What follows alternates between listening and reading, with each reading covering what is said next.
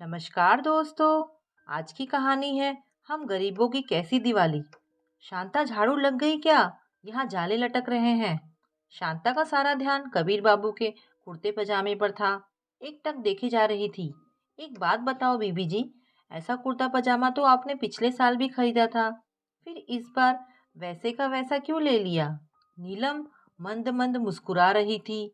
हाँ, तो वो मैंने मेरे देवर के बेटे को दे दिया। वो कबीर से 1 साल छोटा है ना। शांता का मन उदास हो गया। मन ही मन सोचने लगी, बीबी जी को कहा भी था जब ये कुर्ता पजामा छोटा हो जाए तो मेरे बेटे कान्हा को दे दीजिएगा। फिर भी खैर, जरूर महंगा रहा होगा, तभी मुझ गरीब को देने जितना दिल बड़ा नहीं कर पाई। शांता झाड़ू ले जाले उतारने लगी। दूसरे फ्लैट में घुसी तो राधिका मेम साहब शांता से पूछ बैठी, आज क्या घर ही नहीं गई? ऐप पर तेरी एग्जिट दिख नहीं रही। सुबह से सोसाइटी में काम कर रही है? हाँ मैडम जी, सब लोग दिवाली की सफाई में एक्स्ट्रा काम ले रहे हैं। वो आप लोग क्या बोलते हैं उसे, ज़्यादा देर काम करने से पैसा थोड़ा ज़्यादा मिल जाता है। ओह, ओवर टाइम कर रही हो? राधिका हंसते हुए बोली, हाँ वही, सुबह ही बच्चों का खाना ज़्यादा बनाए आती हूँ ताकि दिन भर सोसाइटी में रुक सकूँ। ज़्यादा काम करूँगी तो थोड़ा ज़्यादा पैसा मिल जाएगा, हमारी दिवाली भी अच्छी मन जाएगी। चल चल, अब बातें कम कर, जल्दी जल्दी हाथ चला। काम खत्म होने के बाद शांता रुक गई। आशा भरी निगाहों से राधिका को देखने लगी, लेकिन राधिका ने उसे सिर्फ महीने के पैसे ही दिए। आखिर शांता पूछ बैठी, मैडम जी, आपने झाड़ू पोछा डस्टिंग के साथ रसोई के सारे डिब्बे धुलवाए, पंखे और टॉयलेट बाथरूम भी साफ करवाए, कम से कम 500 रुपये तो ऊपर से दे देते। मैंने आपको बताया था मुझे नया कुकर खरीदना है। राधिका अंदर से पुराना कुकर शांता को थमाकर बोली, 500 रुपये में कोई कुकर नहीं आता। ये लो, हॉकिंस का है, अभी बेचने जाऊंगी तो इसका भी 500 मिल जाएंगे। शांता ने कुकर लिया और मायूस होती हुई बाहर चली गई। दिन रात की मेहनत के बाद क्या पुराने कपड़े पुराना कुकर समझ नहीं आता। अपनी दिवाली में सब नई चीजें खरीदते हैं, हमें पुरानी देकर घर का कचरा हटाते हैं और दान पुण्य का दावा करते हैं। शायद हमारी किस्मत में कुछ नया है ही नहीं। शांता को मेन गेट से निकलते वक्त गार्ड ने कहा, 602 वाली नीलम मैडम का फोन आया था, जाओ, बुला रही थी। कल चली जाऊंगी, बच्चे इंतजार कर रहे होंगे, रात के 8 बज रहे हैं। अरे वो दिवाली पर अपने गांव चली जाती हैं, जरूर तुझे दिवाली की बख्शिश के लिए बुला रही होंगी, हमें भी मिठाई देकर गई हैं। भैया, ये पुराने कपड़ों की गठरी और ये कुकर यहीं रखकर जा रही हूँ, जरा ध्यान रखना। गार्ड की बात सुन शांता नीलम के फ्लैट की तरफ चल दी। जी बीबी जी, बुलवाया था क्या?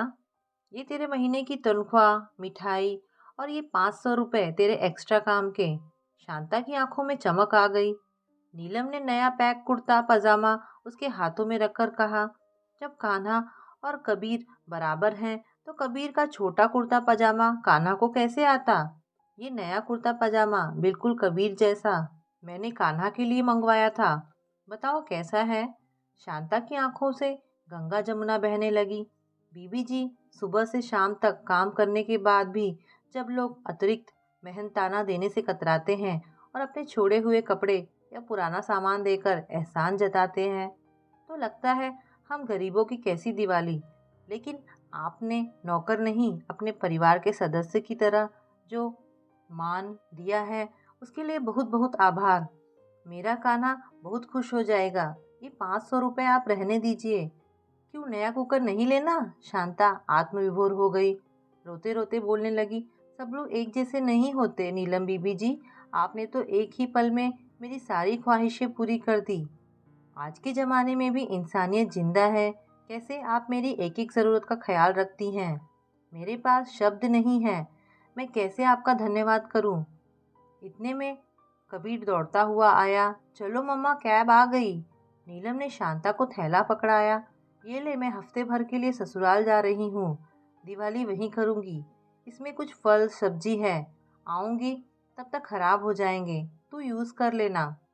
तेरा सोचकर आज पुलाव ज़्यादा बना लिया था, अब घर जाएगी फिर कुछ खाने को बनाएगी, इससे अच्छा बच्चों को यही खिला देना।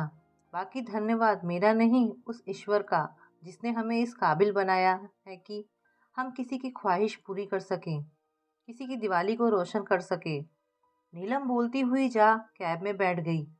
शांता आंसू पोंछ पैसे अपने पल्लू में बांध मिठाई और कुर्ता पजामा सीने से लगाकर घर जाने लगी। मेन गेट वाला गार्ड सिकुड़ा बैठा था। शांता ने पुराने कपड़े की गठरी में से एक शाल निकाल उसे दे दी। भैया मौसम बदल रहा है, इसे ओढ़ लो। गार्ड ने बिना कुछ सवाल किए शाल झट से ओढ़ ली।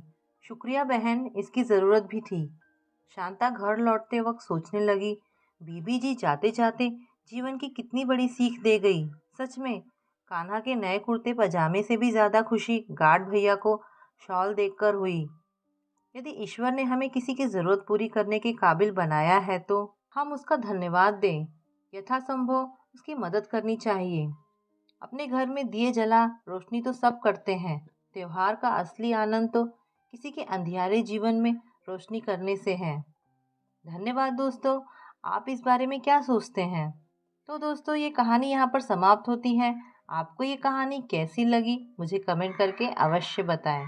धन्यवाद दोस्तों।